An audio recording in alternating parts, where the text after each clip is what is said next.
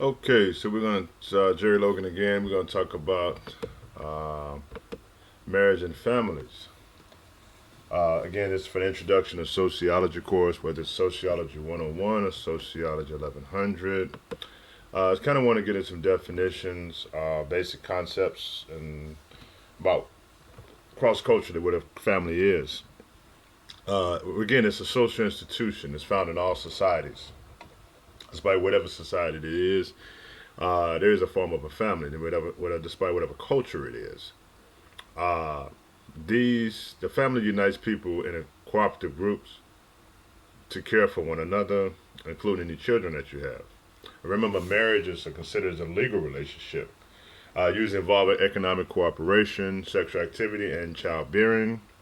That is a definition. You'll know my exams. Definitions. You got to know the definition of family, marriage, extended family, family composed of parents and children, as well as other kin, and a nuclear family, family composed of one or two parents and their children.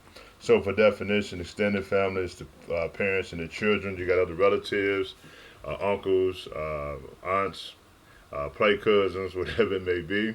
And the nuclear family just basically looks at one or two parents and their children. So make sure you are familiar with these definitions. Next slide. Looking at the different forms of marriages. Uh, so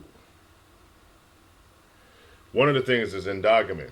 Is marriage between people uh, of same social categories. So there are people who maybe have the same social categories, race, ethnicity, culture, socioeconomic status, things like that.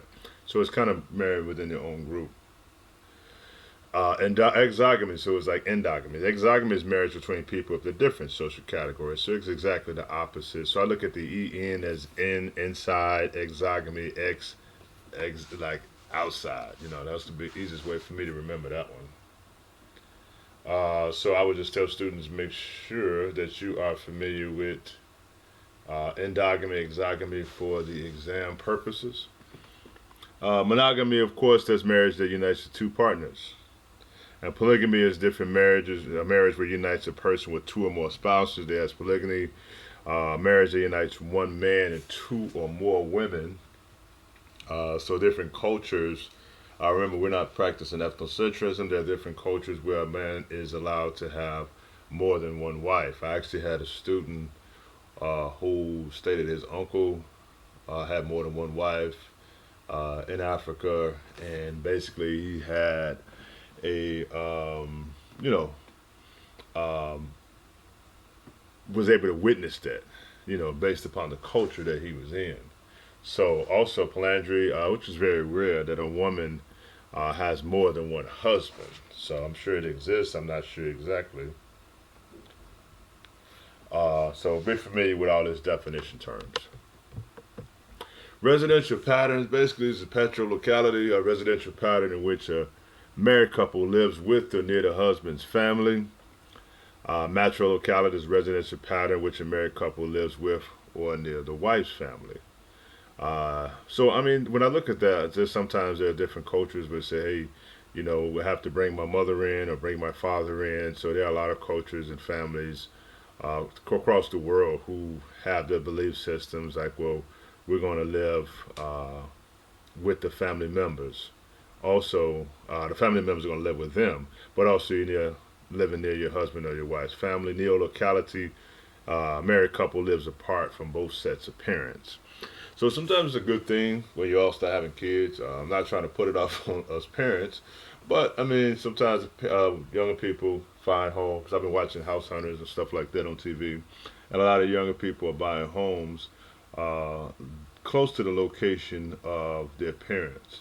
So, for instance, if you buy a home close to, you know, the mother's side of the family or the father's side of the family, in case of emergency, they can help with the kids and not. I mean, we used to call it instant babysitting, where you live close by. So, okay, they can watch the kids. Let's drop the kids off and we'll be back, and then wind up leaving for about 4 hours doing activities and come back.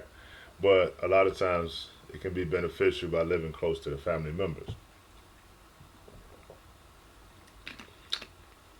So the patterns of descent: patrilineal descent, a system tracing kinship through the men; matrilineal descent, a system tracing kinship through the women; bilateral descent, which is very common in a lot of cultures, a system tracing kinship through both the men and the women. So you recognize with both sides of the family, not just, the father's side of the family only have a relationship as far as with the mother's side of the family. Bilateral is both sides of the family. More definition in terms I just want y'all to get familiar with. Marriage in the theoretical perspective. So you all know me. You know my theories. Like, man, this guy got a lot of theories. I keep my theories. The theories to me are very important in the study of sociology. So, again, we're going to look at the functionist perspective, the functions and dysfunctions, why the family is universal. They talk about isolation and emotional overload. The conflict perspective, again, as they state, the struggle between the husband and the wives. And the symbolic, of course, the smaller micro levels: gender, house care, and child work are some of the issues. Changes in traditional orientation, who does what. So just pretty much that is going to talk about the three theories. So the functionist theory is the functions of the family. So again, you all very well known with the functionist perspective. You all know the functionist perspective. They look at the functions of something. So at this point, we're going to look at the functions of the family. If you think about just families in general, the functionist theory just points out that these are some of the things that are functions of a family. Number one, socialization. Parents help children to be integrated into society. So when I look at this, I talk to students about how important it is of being a parent and your role in society. So for me, having a daughter, beautiful daughter, doing very well. But when your kids are first born, I mean, we have no idea how our kids are going to turn out. But society is focusing on us, saying, okay, you have the responsibility to be a parent. You choose to be a parent. Whether or not, if you don't have children, it may be you're taking on a parenting role of a younger sibling or a relative, where you may be adopting, or grandchildren, whatever it may be. However, society is saying that parents help the children to be integrated into society. So therefore, as a parent, when you have a newborn or a smaller child, I mean, babies don't know nothing. As I said before, babies really don't know nothing. You have to teach them. Not only do you have to teach them things just about everyday life, but at some point they're going to be on their own, or they're going to be interacting with people outside of the family, outside of the home, where you have to have them integrated in society, especially, when you get involved with the social institutions, and that they are able to, function as members of the society. So you have to have them integrated. We don't want kids out here shooting up schools or doing drive-bys, and people doing things that can be, as a function of, say, a dysfunction to society, can consider harmful to society. So we don't want that to occur. So the family has to be, number one, socialize your children.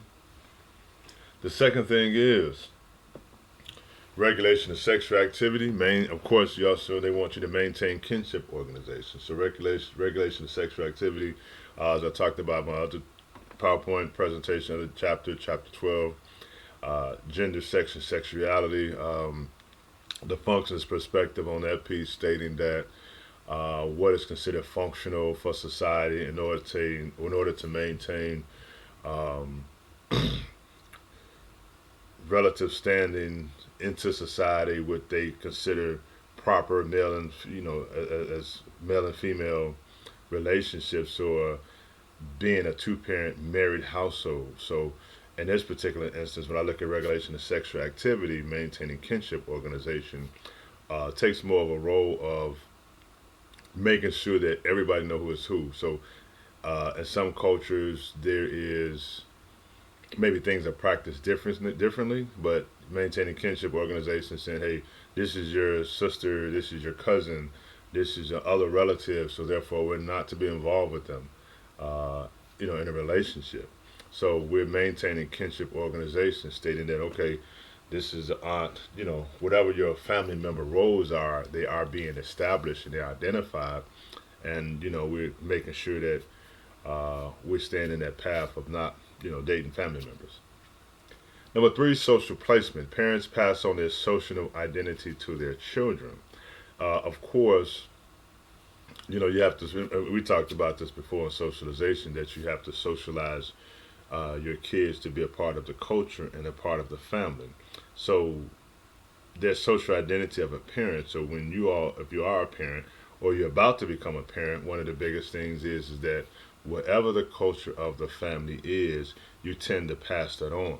So if there's family traditions, as we talked about in culture, these are family traditions. This is the things that we like to do. This has been going on in the family for years. This is, traditions and different things. So whatever the social identity is of that family, the parents want to keep passing it on to continue whatever the tradition and that the family does, whether it's quinceañera or whatever it may be, celebration of different type of things. The parents want to pass that on and keep that to their, pass it on to their family, to their children, excuse me. Number four, material and emotional security. The family offers physical protection. You have to protect the family, yes. Offer emotional support and financial assistance. So at that point, physically protecting your family is very important. I'm not going to get in detail about that, what you can do to protect your family. That's up to you. Offer emotional support, because a lot of the children and family members do need a lot of emotional support from the male or female, boy or girl, father, mother, whatever it may be. The family does need emotional support. Financial assistance, you have to financially take care of your kids. You can't just say, okay, but in American culture, you're supposed to take care of your kid to an adult age, 16, 17, well, about usually like 18 years old. However, as being a parent, it doesn't stop then. Your child could be older than 18, 19, you still financially help them out, because that's your child and they're with you for the rest of your life. But financial assistance is making sure, even if you're not in the same, you're not still dating or married or divorced, anything like that. I tell parents, especially the guys, because a lot of times it may be the guys, that you have to pay child support. And if there's a court ordered child support, let alone, even if it's not court ordered, you have to financially take care of your child. It's very difficult to put that responsibility on a single person, whether it be a single dad with kids or a single mom who has the kids. Contribute financially to your child's well-being. Pay so-called child support. If it's not even court ordered, don't sit back and say, well, I don't have a court order, I'm not going to do it. No, you still have to take care of your child.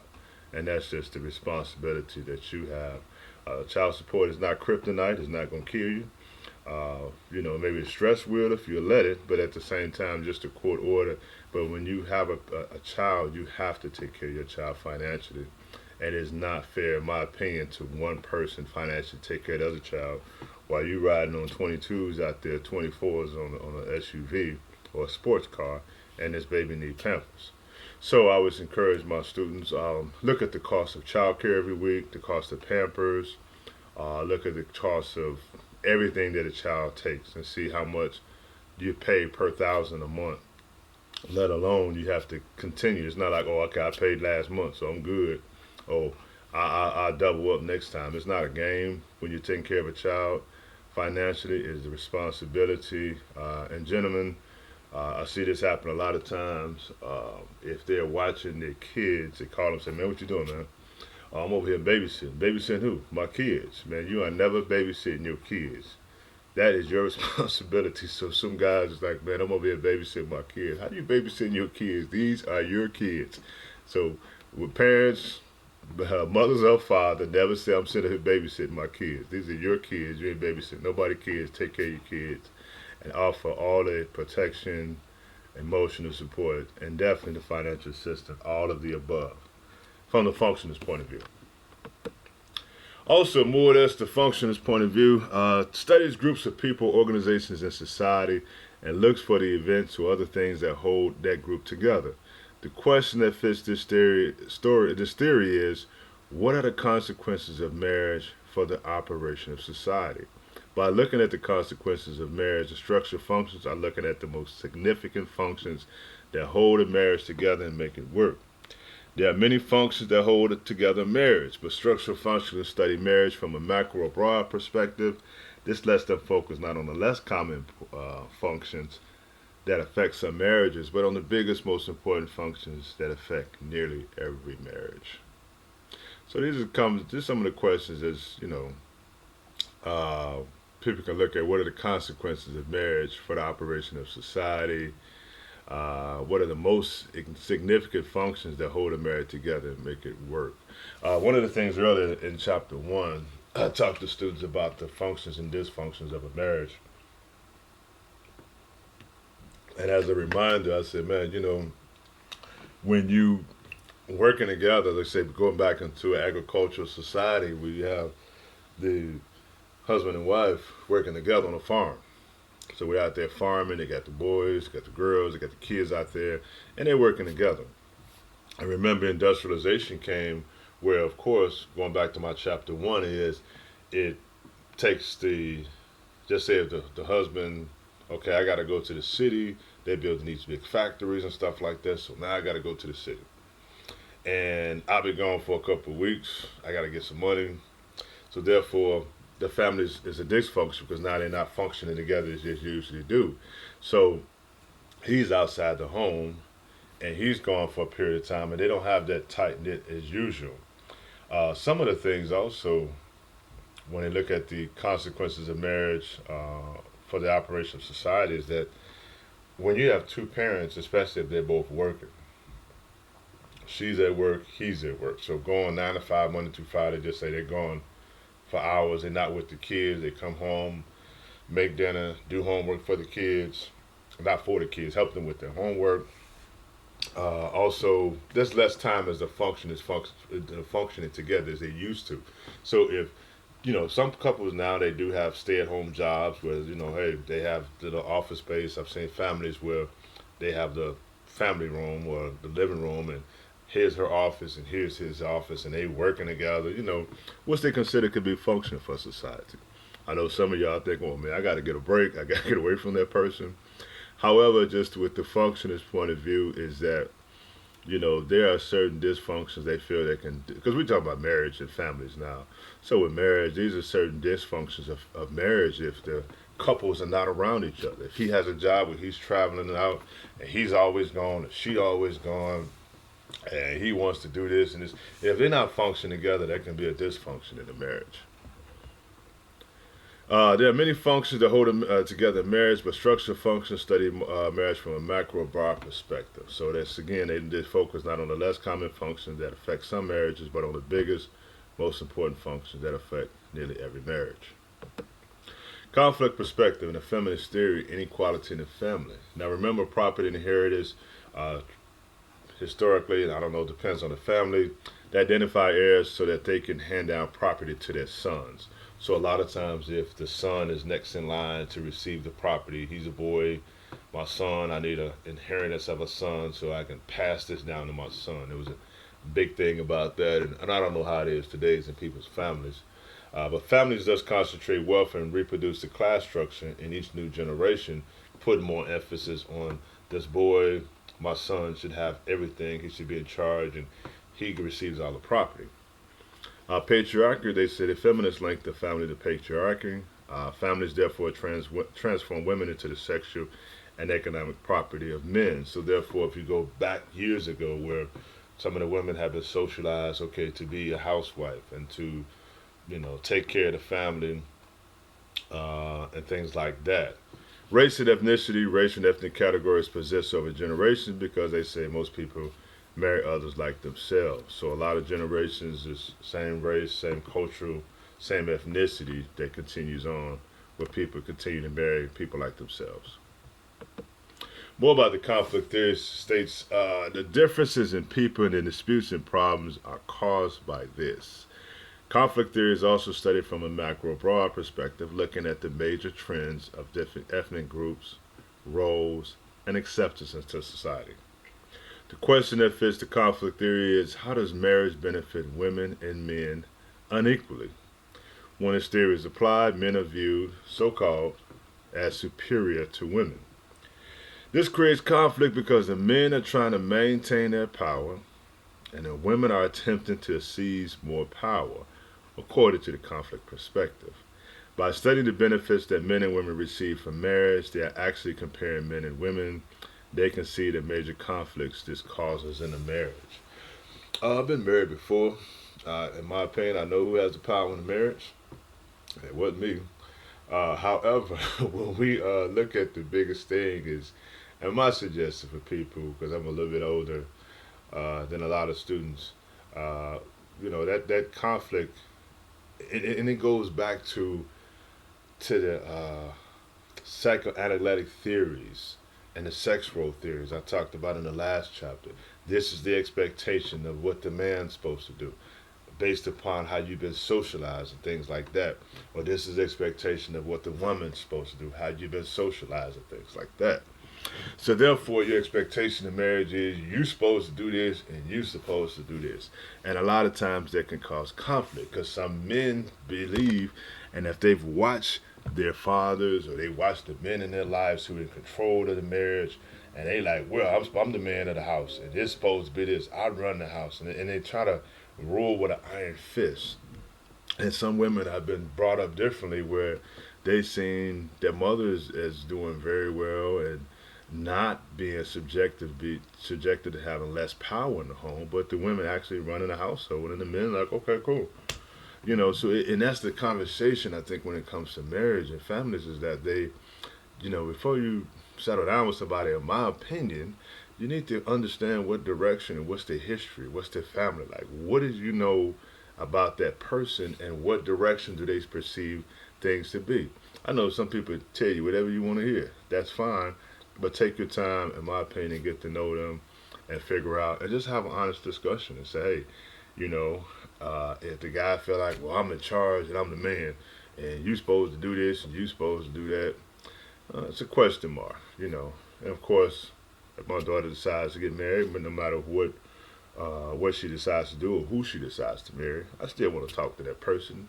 I think I'm a good judge of character, so I want to kind of figure out, something about them and what they perceive, what's their perception of marriage, So, but historically, women had, when you look at the conflict theory, they talk about the struggles of power that women in the past didn't have power. We're going back to, we go before the rise of feminism and things like that, and they carried on beyond, before that and beyond that.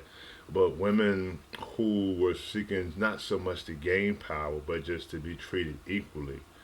And at some point, as this continued to go on, some men like, okay, well, you don't work, you stay at home, I'm the breadwinner, and I give you a little allowance every now and then. And so some women were not allowed to even pursue a career or even pursue an education. And according to the conflict theories, it's difficult for that woman to leave an unhealthy marriage because of the fact she was maybe not financially stable, or the home life was set up where he was in charge and he benefited from all the power. The husband benefited all the power, and he was the husband was able to set it up where she's dependent upon me, and therefore she has no one else to help her out. So she gotta stay with me. She has to stay with me. And at that point, the women feel like, oh man, I can't move out. I can't do anything because he has all the money. I have no money. I have no education. I have no career. I have no job, no work history. All I've been doing was dependent on him as the husband, and he's set it up that way. So when they look at it, they say that the conflict of, the marriage, and thinking like, okay, in my opinion, looking at it like, well, therefore, women, and as they said, women are attempting to seize more power. I think is the word power is being used, but I'm thinking more or less equality in a sense and more respect in the home. So therefore, if she has her own money, and the conflict theory further states this, that if she has her money, then it's easier for her to leave an unhealthy marriage, because I'm not dependent on this man no more. That's why I always tell my daughter, I want you to be dependent on no man. And you always have a place to come stay with your daddy. Okay, how old you are, she can come stay with her father. It's cool. He can't come, but in my opinion, just come home with your daddy. He'll be alright, but just come home to daddy, and it's a daddy's girl. Can't help it. Not gonna change that. However, I just think it's difficult for women who, and I've spoken to a lot of women who have the difficulty. They don't want to leave the marriage. They don't want to separate the family, but there is forms of abuse going on, physical or verbal or emotional abuse. There's many forms of abuse, and these guys are taking power to a whole nother level where it's controlled and it's damaging and it's hurtful.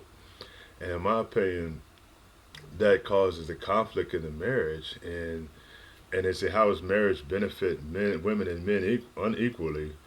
Um, when we look at the source of power, and I tell men, I say, okay, you guys just have to realize that you're not her father, And a lot of times I can tell a guy she has a father, and if he's not deceased, or there's a man in her life, an uncle, a big brother, somebody in her life who has that role, and they're not that dominating force of a person who I'm gonna tell you what to do, and I own you, and I made you, all that old crazy mess people say, to women, and to me it's very disheartening because she's a human being and she has been raised to be a powerful person, and you're not gonna cut her down and stop that. And I'm not trying to cause problems in nobody's relationship, but that's somebody's daughter. That can be my daughter, and of course I'm raising my daughter to be an independent person, but at the same time respect the person that you with, whoever you choose to be with, but respect the person that you're with. But not to be nobody, don't have nobody walking over you either. Just call your daddy. I'll come talk to him. That's all that gotta happen. Anyway, next slide. From the micro level theories, constructing family, of course, y'all know the symbolic interaction theory. When I say you all know, you all have been following along the PowerPoint presentations, you all have been reviewing the video, you all have been studying. My discussion questions are based upon these theories so that you have a good understanding. And for not being in an in-person classroom, I'm trying to bring you the best experience I can as if when I actually lecture. So it's my conversation, just talking to you all. So I want you all to embrace these theories and say, okay, well, that's the symbolic interactionist perspective. Now, family living offers an opportunity for intimacy, they say. As family members share many activities over time, they identify with each other, and of course, they build emotional bonds. Give a little bit more of that, but another form of the micro level theory, symbolic interaction theory, is a social exchange theory. This is an interesting theory to me because they describe courtship and marriage as forms of negotiation. As the older people say, they call it courting. So if you hear them say courting, it's a courtship. Describe courtship and marriage as forms of negotiation. I look at it as dating allows each person to assess the advantage and disadvantage of a potential spouse. They also say exchange theory suggests people shop around for partners to make the best deal that they can. I didn't come up with that one. That's what I got from a book. So, social exchange theory. You out here, you figured out what you want, what you're going to tolerate, what you're going to be able to put up with. And my biggest suggestion is conversate with people, and they see marriage as a form of negotiation. I feel that. I understand that because of the fact that you have to figure out who's going to do what. And who's, spending on a relationship is what you want and what you're willing to tolerate and not put up with. Nobody's perfect, but at the same time, you have to say, okay, I can deal with this and I can't deal with this. Now, mother say people flip a script on you, become a different person. The people can change on you. That's true. However, that's just a chance that some people are willing to take and some are not. But just the social exchange theory, I think is interesting because it's when they say you shop around for partners to make the best deal that they can. If there's certain standards that you have, I say stick to your standards. Remember, you can't never change nobody, and at the same time, learn to know what you like and somebody that can contribute to your happiness. Symbolic interaction is also an approach that looks at a situation from the point of view of an individual that is in the situation and what the individual think, how they communicate based on the society that they live in. the question that this theory is, what do people think marriage means? I always have an interesting conversation with my students about what do people think marriage means. I have a lot of different answers I hear from different people. They view a setting from a micro or close-up perspective. They view each setting or situation from the inside out. By studying the people that are in the situation and finding out how differences in society make people think differently about the situation. They also study how people act in a situation and the symbols and languages they use according to how they've been taught, supposed to be BEEN, by the society that they live in. So, when I say, well, what do people think marriage means? I think that is the best question. Symbolic interaction is, again, they looks at a situation from the point of view of an individual that is in the situation. I remember the artist Joe, some of y'all know him from the theme song of Power. The artist Joe had a song called What If a Woman? I know some of y'all younger, y'all don't remember that stuff, so you might want to just YouTube that one, What If a Woman? Check out the video and the lyrics, and he's putting the man in a situation to say all the stuff you're doing. What if a woman did the same thing? Same thing with Tank had a song, Maybe I Deserve, and he's putting them, he's rehashing all the things is what he did, because he said with the men we make the same, we do the same stuff. I'm gonna clean it up. We do the same stuff to women, and my thing is put yourself in someone else's shoes and figure out how they feel.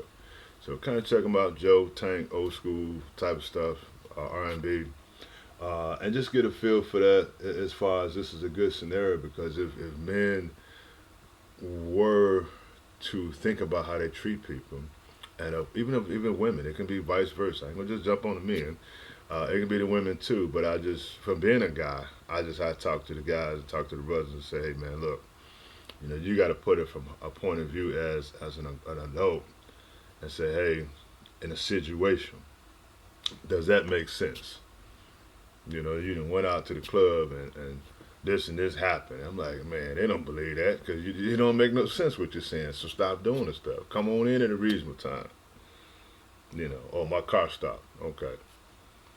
Then she offered to come get you. No, don't go. I'll be all right. It's just too much of the games that folks play, and we're getting too old for that.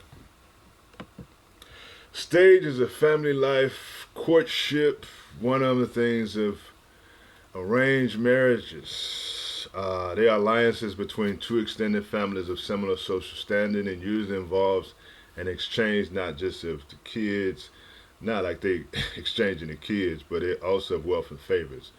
Romantic love has little to do with marriage, and parents make such arrangements when their children are very young. So it's just not exchanging the kids, but a lot of times from my experience, and I'm getting this definition from the book of arranged marriages, is that the two parents, like two families, is saying, okay, I want my son to marry your daughter, my daughter, vice versa, and in exchange, I give you this land, some money, animal, whatever it may be, and they make an agreement. So two kids at a very young age realize, okay, they're going to get married, and they wind up having to get married. Just like in the beginning of, I know I'm older now, Coming to America with Eddie Murphy. It was an arranged marriage that was coming up, and sometimes you know who your bride is or your husband is, or sometimes you don't, but your family made the arrangements and said, okay, this is who you're going to marry.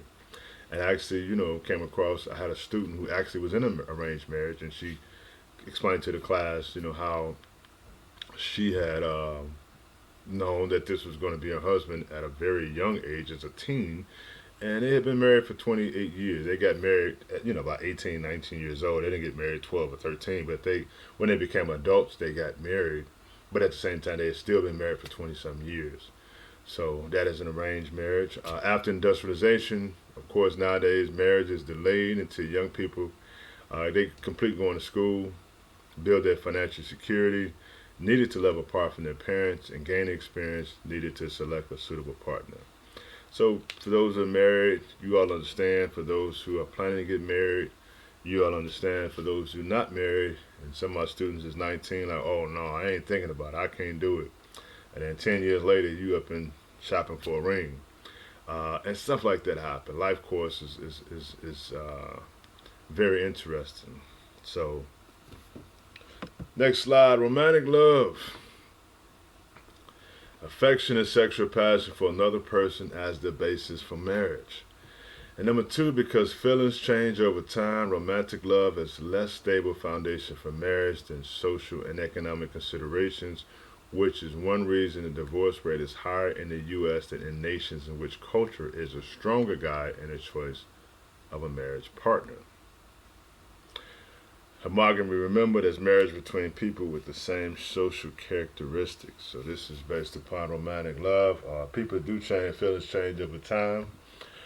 Um, some people look at this person got some money. If they losing money, now you want to divorce them. It's just a lot of stuff. So just try to be with somebody who you want to be with, and you all can grow together. If you're already established, enjoy it even better. They say settling in, ideal in real marriage. Romantic love involves a good deal of fantasy. They say we fall in love with others not always as they are, but as we want them to be. That's one of the problems I think exists, is that we're hoping that this person's going to change, or they're going, oh, I'm going to change, and sometimes they don't change. But people look at it like, okay, well, this person, they're going to do better, they're going to do better, they're going to do better. And I watched stuff like on the Maury show, and the guy, he's back again for another paternity test, and he's married, or she's married, back for another paternity test, a lie detector test, and they keep doing the same stuff. And a person say, well, they keep giving second chances. Love is something else. But at the same time, I do agree that it does involve a good deal of fantasy. That we fall in love thinking we want them to be a certain person, and some folks don't change. It's hard to change grown folks, so it's very difficult at times. Number two, sexuality can be a source of disappointment. Number three, infidelity. Sexual activity outside one's marriage is another area where the reality of marriage does not match our cultural idea. It's supposed to be faithful to your spouse. Child rearing. Today, about half of the U.S. adults say that 2 children is the ideal number, and few people say they want more than 3. 2 centuries ago, 8 children was the average. Cultures, cross culture, it may vary. That's why they focus on the U.S. Folks down south, my father, it was 13 of them, so he had 12 brothers and sisters, and so some of the larger families that do exist with 12, 14 different siblings, um, they saying 2 is the ideal number, and I ask students, how many kids you plan on having? What do you want? Some of them, one student like, I want 8. He's like 19 years old. I'm like, okay. And the ladies looked at him and said, no, it ain't gonna be me. Thank you for letting me know right now, so I know not to date you.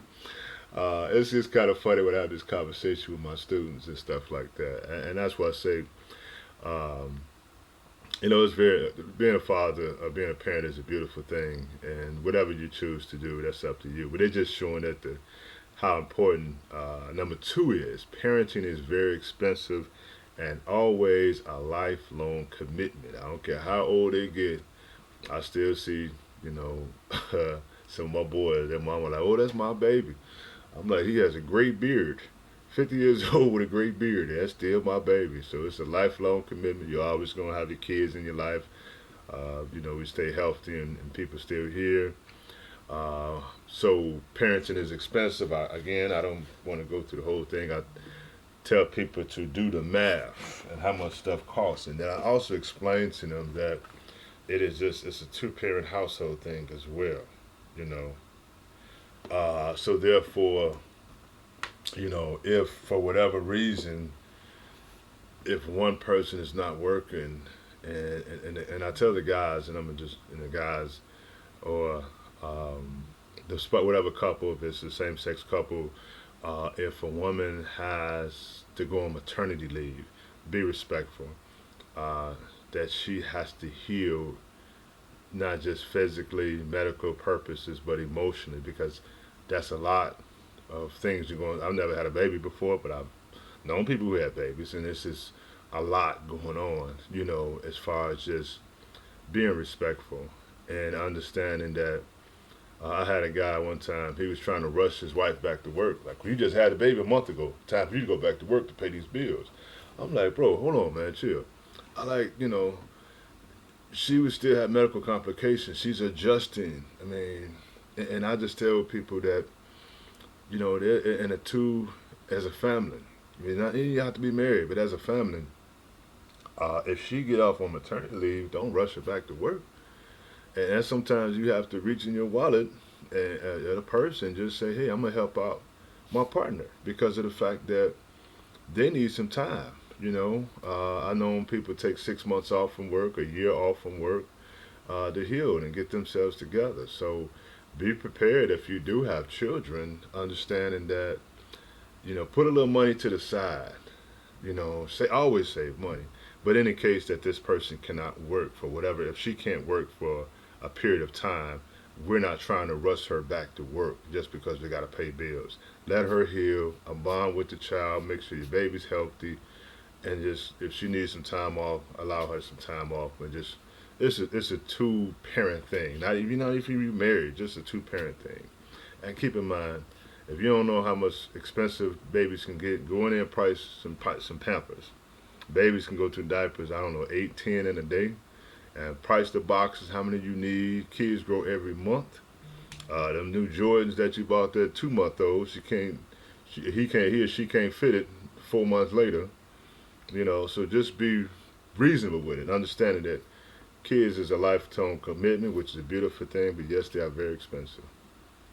More U.S. adults have decided to delay childbirth to remain childless. Some people decide not to have kids yet, which is understandable. It's up to them. Number 3, children of working parents spend most of the day at school, but after school, they say some 4.5 million children, 11% of 5 to 14-year-old, are what they call latchkey kids who are left to fend for themselves. So if parents are working 2 jobs, are working and go to school, their kids, of course, don't leave a 5-year-old or under 14-year-old, I don't know what the law states, 12 or 14-year-old at home by themselves. But at the same time, being a parent, you have to work late, you have to work a certain shift, you have to work 2 jobs, you work and go to school. It's a lot as a parent. I always applaud everyone for going to school. I always applaud parents who have children and going to school. It's not easy. It's a beautiful thing that you are on that progress for that. And to say it's going to be easy, no, but you're going to enjoy the rewards of it. So hats off always to the parents, mother, father, who's taking care of kids, and grandparents, whoever may be taking care of kids and going to school and working. I know how the day can be. I was a father. My baby was less than about a year old. I was working 9 to 5, going to graduate school for my MBA at the time. So 9 to 5, work 9 to 5, graduate school for 6:30 to 9:30, 10 o'clock, coming from downtown Chicago, driving back out to the suburb. I didn't get home till almost 11 something. I didn't sit 11 something o'clock at night. Had to do homework, had to get ready to go to work, and then I had my little baby girl sitting on my lap playing with her. I did that for a long time. And I know from experience, so my hats off to you all for going to school. Please stay in school. Also, if you're a parent, I had students who were pregnant during the semester, who had the baby during the semester, who, had kids. I've had students bring their kids. I did a lecture holding a baby one time. I told some of my students, bring that baby to class. Don't miss my class because of the fact, because I had a single dad, 30 years old, had an 8-year-old, said, man, I can't find a babysitter, so I couldn't come to your class. I said, bring him to class, man. And he brought his son, brought his laptop, a little Game Boy thing, put his headphones on, he was chilling. Same thing, I tell my students, and that's different professors, different strokes for different folks, but don't miss my class. Bring them kids, so them kids understand this is what you do. So if you ever, had a baby, bring your kid. I mean, I've been a parent. I had a baby before. I got a 19-year-old, but I don't know how to change the Pampers like that no more. But that's your parents' job. But at the same time, bring that baby to school and bring that baby to class. My class, I had no problem with it. I had a pacifier. Put the pacifier in the baby's mouth. Like, all right, cool. I did my lectures. So it's a hard job, but you all going to graduate and look back on it and say, man, I did this.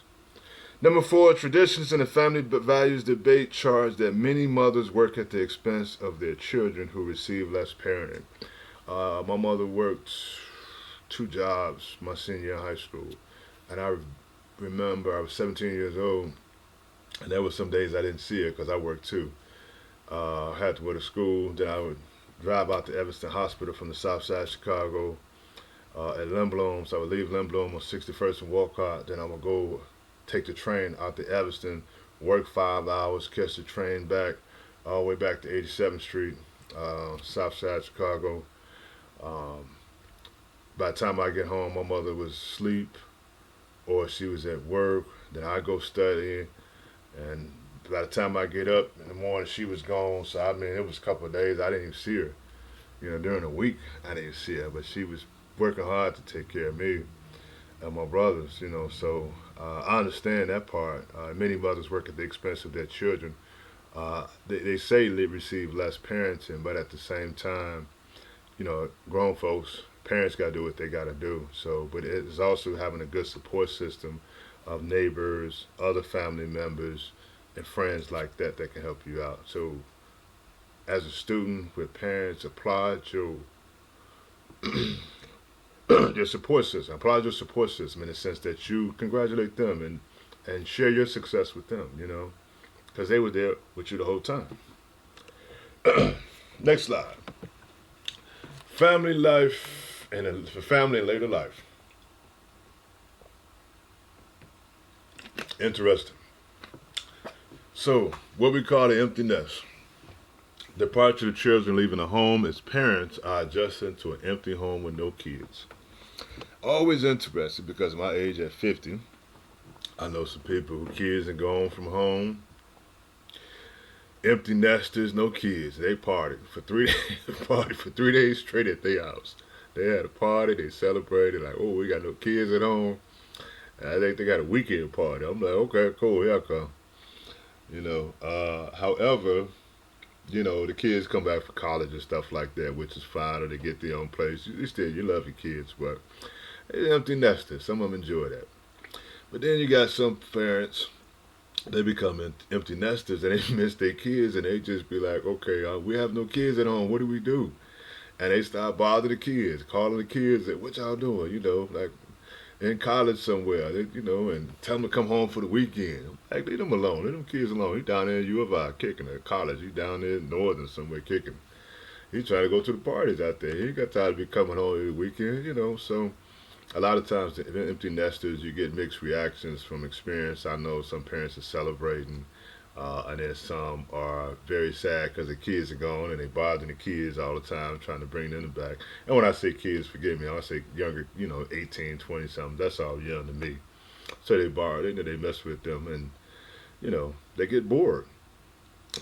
So number 2, about 7.2 million of our nation grandparents have children under the age of 10 living with them. So a lot of times grandparents have, the grandkids living with them while the parents are working or going to school. And number 3, that's a sandwich generation. When you're caring for your aging parents and children, caring for your kids as well.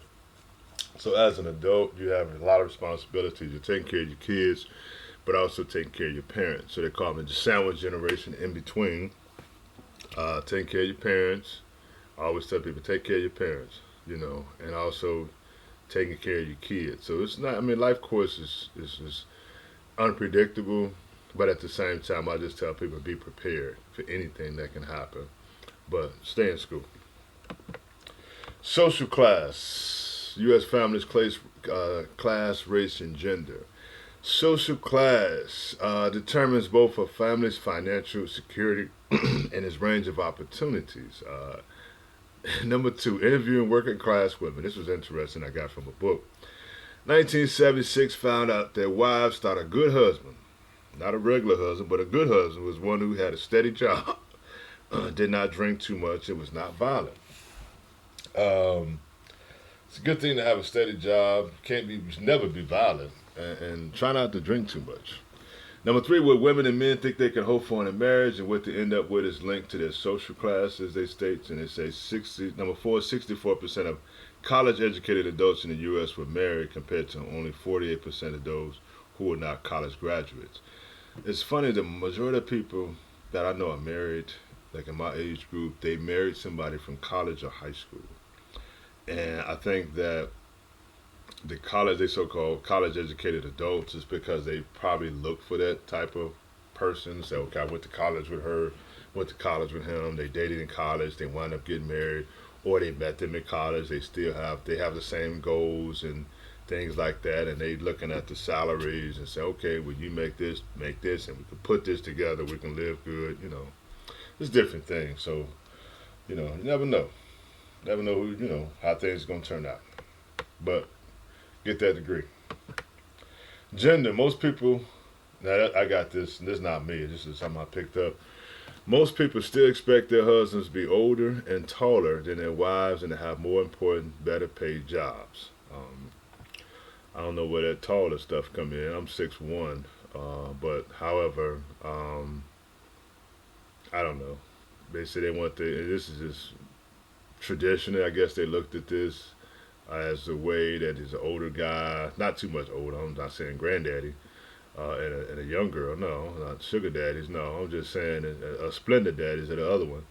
But taller than their wives have more important, better jobs.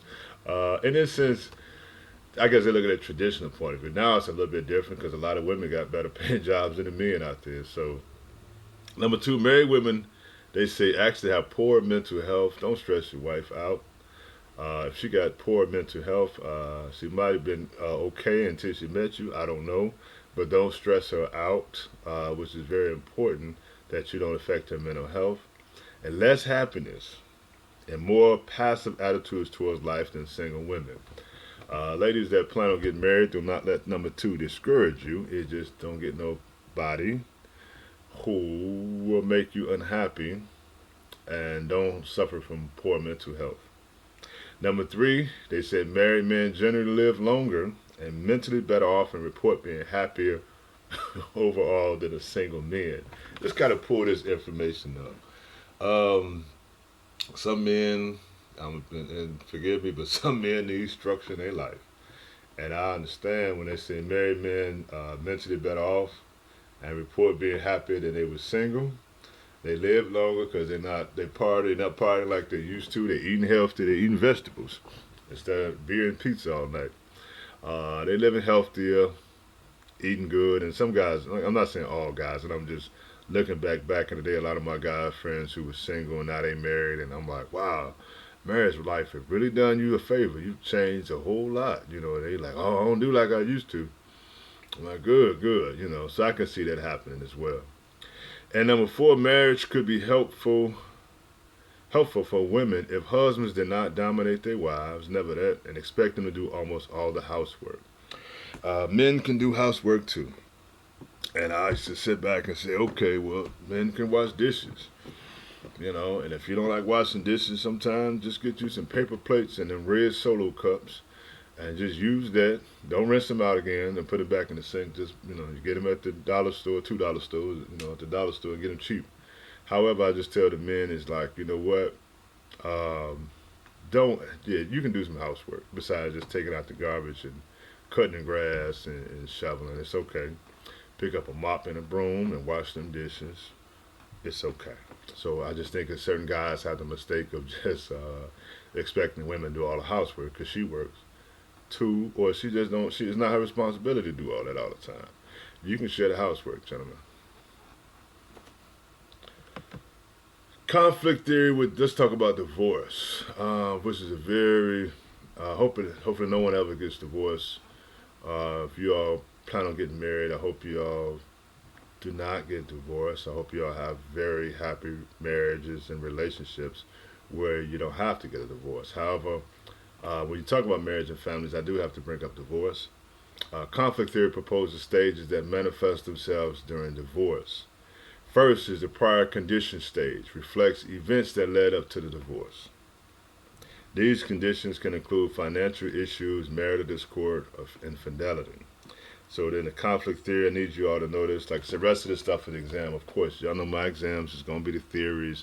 You all know this is going to be an exam question. So the prior condition stage is what led up to the divorce. Next, in the frustration awareness stage, one or both people in the couple become upset by the prior conditions. The third stage is the active conflict, moves the couple from dissatisfaction to frustration to the attempt of both parties to win. Couples may be able to show conflict or they may be aggressive. The couple begins to resolve their issues in the accommodation and solution stage. And the final stage, the follow-up or aftermath stage, may see a rehashing of the conflict or the existence of grudges and facilitates the new rules for the couple in the divorce. So hopefully you all never get divorced.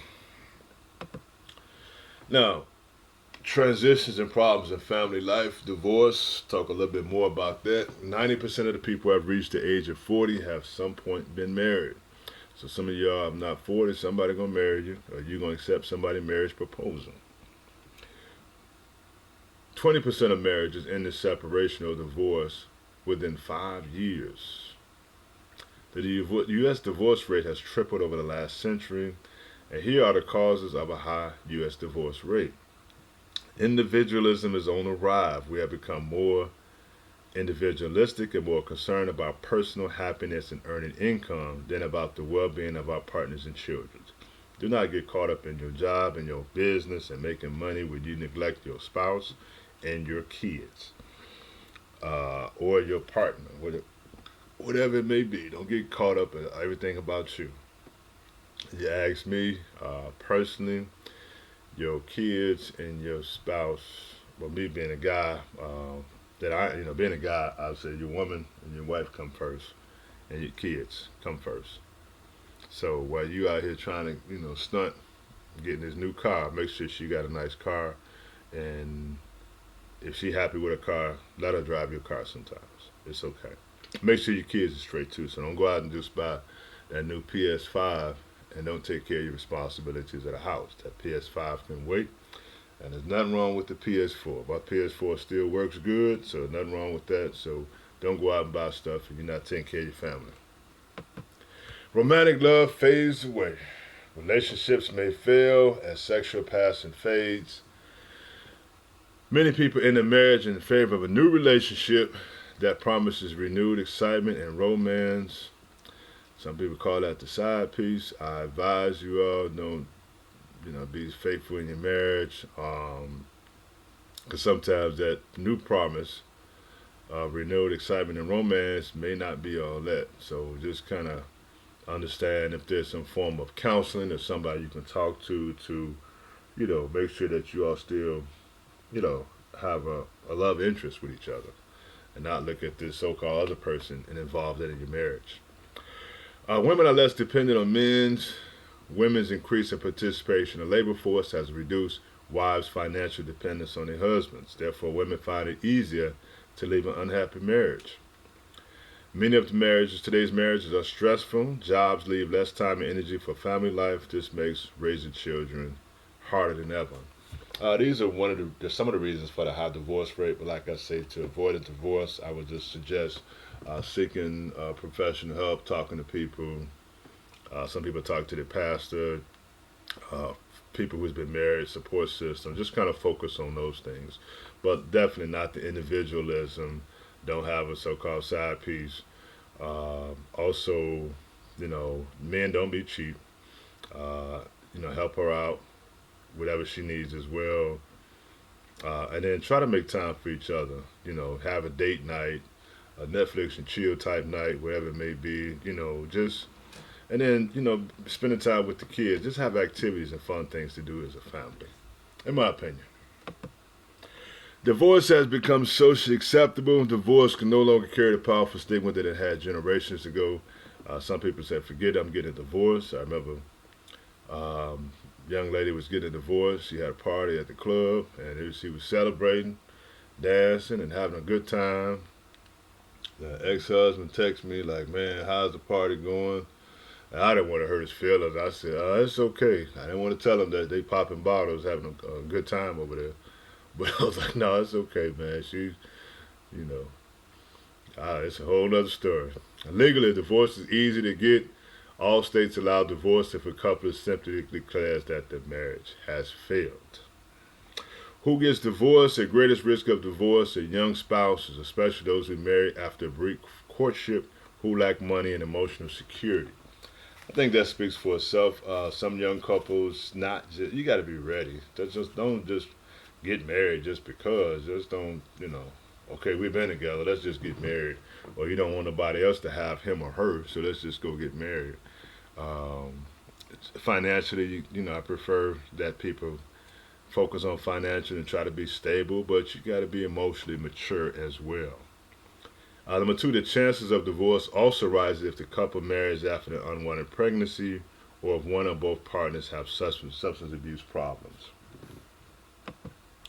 Divorce rates are much higher and marriage rates are lower among those, they say, who did not attend college and among people with low paying work. Like I said, this is not my opinion. This is information I pulled up. You know, they had a song back in the day, "No Romance Without Finance." I would just say have that conversation regarding finance because during the course of a relationship, someone could lose their job or someone could have an injury that prevents them from working and just have a plan the best way you can. I'm telling you, life course, in the next 30 years or 25 years, in the next 20 years, your life can change, but just try to have a plan and say, you know what happens if financially things change and how do we go about things. And I always tell people, try to save money. You have to save money. People choose not to be married because they lack the economic security for a stable family life. And number five, men and women who have already divorced are more likely to divorce than people who have been married for the first time. So I guess they've been married before, they just forget it. I know what this sounds like. This sounds like the last time, so I'm going to go and get another divorce. So I just tell people to try to hold off and work out the marriage before they're seeking a divorce. Now, divorcing children are very unfortunate for children. Um, we don't know how it affects every child, because they have the bond of both parents, and it's a very difficult situation, divorce in itself, but let alone imagine how it is for a child as well. Number one, after divorce, they say the well-being of children often depends on fathers making court-ordered child support payments. Again, the men, even the women, if you have to pay child support, pay your child support. It's only hurting the kids, and I hear guys say sometimes, "Well, she put me on child support to get back at me." Um, I don't know the situation, but if you have a court-ordered child support, make the payments. Um, just take care of your child responsibly, the best way you can. Some 3.5 million deadbeat dads fail to support their youngsters, which is very sad. And many children blame themselves for their parents' divorce. That's horrible. I think just communicating with your kids and the fathers. Um, Here, divorce changed the course of many children's lives, causing emotional behavior problems and raising the risk of dropping out of school and getting into trouble with the law. Basically, I just say that even though the parents are divorced, in my opinion, I think don't talk bad about the other parent in front of the kids. Don't be like, man, your daddy this and your dad ain't this and your mom ain't this. I've seen it happen so many times. I'm like, why y'all doing this in front of the kids, which is horrible. And I'm just sitting up there like, wow, this is just crazy that grown folks can act like this. And my biggest thing is you have to be in your kid's life and you have to show some form of a cordial relationship between, each other. So, work on that. I mean, hopefully y'all never experience it, but if you know people, explain to them that the kids don't need to see the hate between the parents. They need to see, okay, we know they know y'all not together, but they still, this is my mother and this is still my father. And you can't say bad things about them and just, you know, take all that negativity and anger out and kind of focus more on the best interest of the child because this child may wind up being a parent one day. And and like I said, the behavior problems and emotionally acting out and kids think it's my fault and that's just a lot on a child. So like I said, I hope y'all never experienced that. Remarriage and blended families. More than half of all people who divorce remarry, most within 4 years. Remarriage often creates blended families composed of children and some combination of biological parents and step parents. It's okay. Russell Wilson, I think the football player, is doing a great job of being a step parent, actually a father, but so-called step parent. So it is possible for that to be possible. So I applaud the men who come into and women who come into a person's life and respect and take care and play a parenting role to that person's biological child, which is good, or the adoptive child, whoever it may be. I applaud that. So I like Russell Wilson, a great young man, did an excellent job of stepping up as a parent, and it's good to see that young people can actually function and work. Number three, I don't know how Future feel about it, but just that's how it go. She wrote a song about it. She said, "I'm gonna find somebody better than you." She she wasn't lying. I mean, I know it fits the Future, but she wasn't lying. She found somebody who was on her level, and she's happily married, and she put it in the song and warned her. But hey, you should have thought about it. But just but I don't see the feuding between Future and Russell Wilson, which is beautiful. I mean, he may have some words he might have said, called him a cornball and all this other stuff, but yet still, this young man, Russell, stepped up to the plate. Number three, ex-spouses can be an unwelcome presence for people in a new marriage. Don't go causing problems with your ex-spouse, ex-wife, or ex-husband because they got remarried to somebody else's. Move on. Alternative family forms, we have one-parent families. 22% of all of U.S. families with children under, it's probably 18, well, under 10 have only one parent in the household. Number two, 31% of all U.S. children now live with only one parent or no natural parent. Almost half the U.S. children will do so at some point before supposed to be reaching 18, not 10, but 18. Number three, one-parent families, 84% of which are headed by single mothers, result from divorce, death, or unmarried woman's decision to have a child.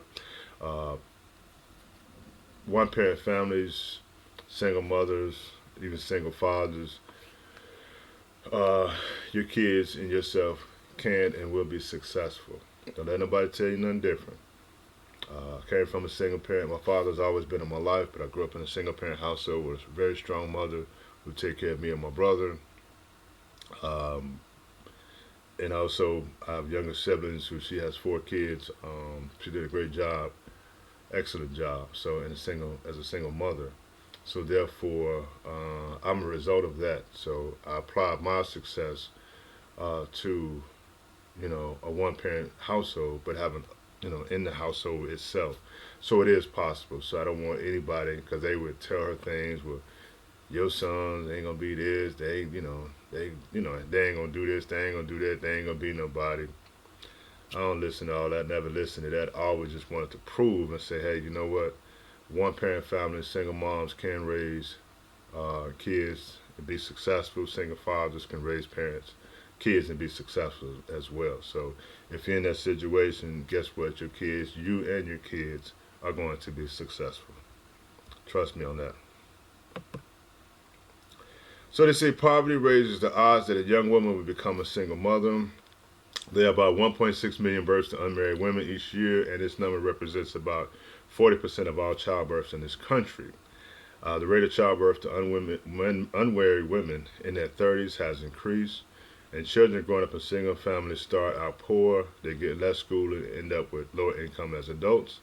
Number 7, I understand what they're saying, but at the same time, I don't agree with number 7. I'll put it in there because it's a point that they're trying to make.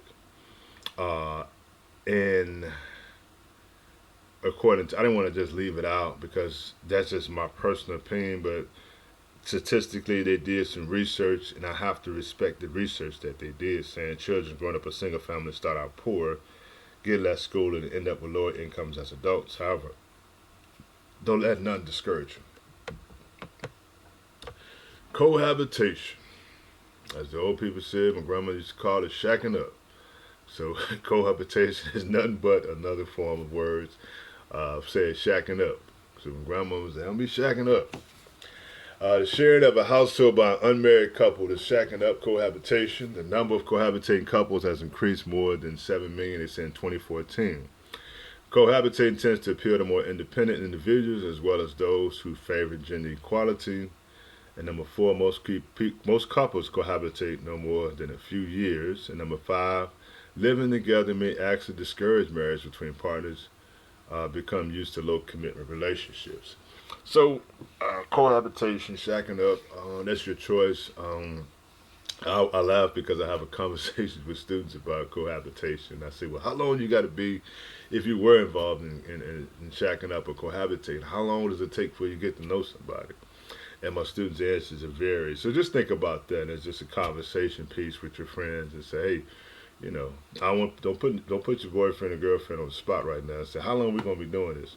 No, don't put them on the spot. I'm just trying to say, is this an interesting conversation? Is thinking about how long does it take, before you say let's settle down when you cohabitating. They also talk about gay and lesbian couples who've done a great job of raising children as well. Singlehood, 9 out of 10 people married in the United States marry. We tend to view singlehood as a temporary stage of life. It's an older stat, but by 2014, 28%, a total of 34 million, choose to live in single-parent households. 83% of U.S. women aged 20 to 24 were single. My daughter will be hitting 20 in April. I tell her to take her time, don't rush to get married. Have no babies, just hold on. The more education people have, the more that they will earn, and the more attractive they are as a marriage partner. Extended family household, Boomerang kids, increasing the share of young people who have completed college but have not yet found a job have returned home to live with their parents. I look at this, almost half of young people between the ages of, it's supposed to be 18 and 30, have lived at home with parents for at least a period of time, between 18 and 30. Sorry about the typos. So for students, I tell my students all the time, if you're living with your parents, it's okay. If you're 19, 20, don't put no pressure on yourself and go out there and say, oh, I got to go do this. And you focus on, it takes your focus away from school. If you're not going away from college, if you're still at home, it's okay. It's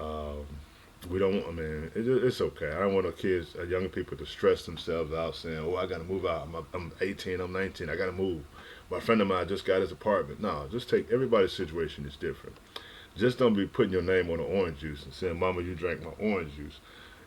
Got you a marker and put your name and say, that's mine.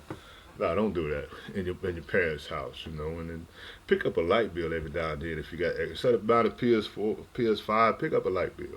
Pick up a gas bill. Your parents is okay with that sometimes. But just make sure, like I said, depending on the household structure, contribute to the household the best way you can. But sometimes the kids graduate from college, they come back home and save up some money and stuff like that. So it's okay. We're just happy as parents that you are in school and that you're doing the best that you can, staying away from a lot of trouble, staying away from the law, don't be out there selling drugs, robbing people. It's none of that stuff. So we just appreciate the hard work you put into that going to college. And then when you graduate from college, you're making that good money. That first check, take care of your parents. Get them something nice. Buy them something real nice. It ain't got to be too expensive. It's the thought that count. So make sure y'all familiar with this as well. Ways of divorce. We talked about ways of measuring divorce, children of divorce, grandchildren of divorce. They play a huge role. Fathers' contact with children after divorce. You have to be in them children and kids' lives. Don't just, okay, well, she found a new man, I'm gone. Nah, be in your child's life regardless. We talked about also ex-spouses and remarriage. So one of the things I have for my last slide today is the two sides of family life. Nicholas Stennett did a research on the bright side of family life and what leads to a successful marriage. Number one, Nicholas Stennett, he interviewed like 300 couples, married couples. And he got some information on what makes a successful marriage. And number one, spend a lot of time together. You got to spend some time with your spouse. You got to spend time with your spouse. Okay, say, oh shoot, I don't want to be around her. I want to be around him. Even though it may feel like that sometimes. I tell the guys, you get into a house, get you a nice little man cave down there, let her come down there sometime. Not just to wash clothes, but just, the laundry room. Just let her come down there and hang out. Just spend some time together. Family night, date night. You got to date your spouse. Number 2, are quick to express appreciation. Now, for the fellas, and forgive me, ladies, I talk to the guys a lot about this. Quick to express your appreciation. Let her know, baby, that food was great. Because she done cooked it up. Even if it's not that great, just let her know you appreciate it, because she might be still learning how to cook. Just say, babe, I appreciate you putting in the effort. Number 3, are committed to promoting one another's welfare, support their dreams and what they have, realistic dreams and haves, and, just to support what they want to do. Number 4, do a lot of talking and listening together. When you come home from work, baby, how you doing? How was your day at work? Put the game on pause. If you pause the football game, basketball game, baby, how was your day? Tell me about how was your day going. And when you're doing it, don't look at the TV as it's playing. Just sit back and just put it on pause. Because if you're still watching the game and she's talking, you're like, yeah, okay, right. You're not really listening. So you got to talk to her, say, pause the game. I remember one time I went out on a date. It was Valentine's Day. We went to a restaurant. And it was the slam dunk contest was on too. And I was like, oh man, how am I going to do this one? So I made sure I purposely arranged my seating so that I wouldn't see the TV. So I got to talking to her and she said, okay, you don't have to change your seat. I know you want to watch the dunk contest so we can switch the seats back around. I was like, thank you, babe. I appreciate it.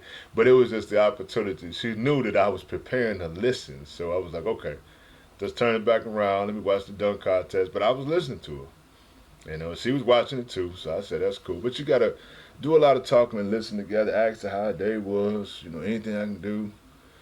Appreciate some things,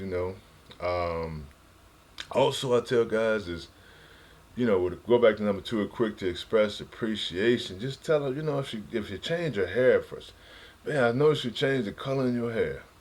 Whatever it may be. Ooh, your nails look good. Tell you notice, little things you got to notice about it. She changed her nails. She got her nails done. She got this, I don't know the titles, but they got little diamond studs up in there, whatever it is, a French curl, a French cut, whatever it is.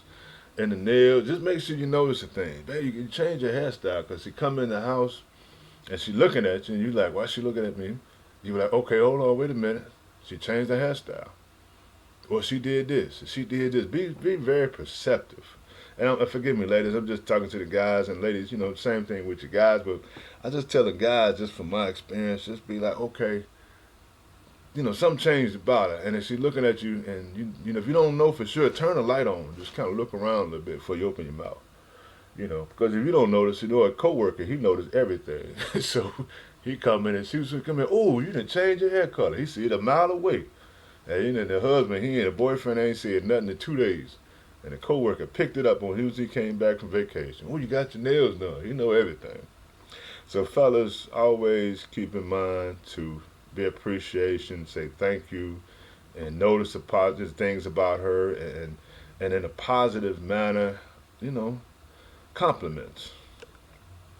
Number 4, do a lot of talking and listen together. Number 5, they share religious. Number 6, deal with crisis in a positive manner. You can't be getting mad or snapping off on somebody because they made a mistake. We are all human. This is not that person. Your man or your woman is not your child, so you can't go cussing them out, snapping at them because something happened. You didn't like the way it go. That's not your child. These adults. That's Nicholas Stennett, 6 Things of a Successful Marriage. And last thing, the symbolic interaction is in the misuse of statistics. You are individual, not a statistics. Divorce statistics represents all marriage and has absolutely nothing to do with any individual marriage. So I tell people, your marriage can work, your relationship can work. Don't listen as far as somebody else's horror struggle or stuff like that. Just kind of keep in mind about the, whatever difficulties they had in the marriage. You live and learn from mistakes that people made, yes. But communicate. Your relationship can work, and it will work the best. But there's a lot of going on when you have kids, when you working, you're going to school. It can be difficult, but you have to be supportive, I had one of my students, he was not doing too well in class. She was doing good, and all of a sudden she started messing up. And I'm like, wait a minute, how you get an A and then you failed the second test? And she was like, well, I've been going through some things, and my boyfriend ain't been as supportive, and he been on me, and he's mad because he lost his job. And so after class, I go down, I see her talking to him after class, and I just like, hey man, how you doing? I said, brother, look, I talked to him and just say, man, and I didn't, whatever her and I talked was confidential. I say, man, that's a good thing you here for her. You're picking her up from school. I just flipped it into a positive way, whereas to let them know your presence and your support is valued with her. And she said, even though I didn't talk to him directly, but indirectly, me mentioning his support, he changed his whole persona, and her grades were doing well. And last I knew, she graduated from college. She got him in college. They had a baby, and she's doing great. So things can work. Just we just got to put work into it. So that's all I have for today. I know it's a long-winded, presentation today video, but the biggest thing, I want y'all to learn from this. Also for the exam, of course, the definitions you got to be aware of. What we talked about, family. You got to know. Of course, y'all know my theories are also going to be there as well. Sociological theories, and just make sure you review it, answer the discussion questions. If any questions, let me know. That's all I have. Y'all have a great day.